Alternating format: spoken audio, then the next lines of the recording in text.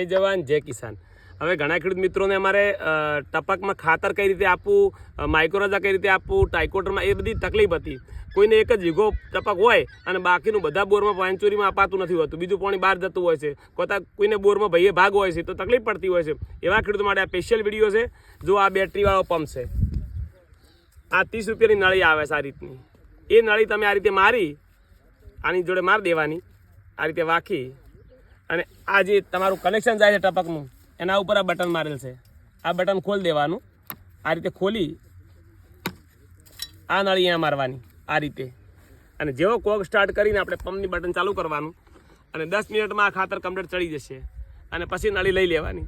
તો દરેક વિનંતી કરું તમે પણ આ રીતે જો 1 વીઘામાં આપવું હોય 1 વીઘામાં, અડધા વીઘામાં અને એક પાઇપમાં આપવું તો પણ તમે ખાતર આપી શકો છો।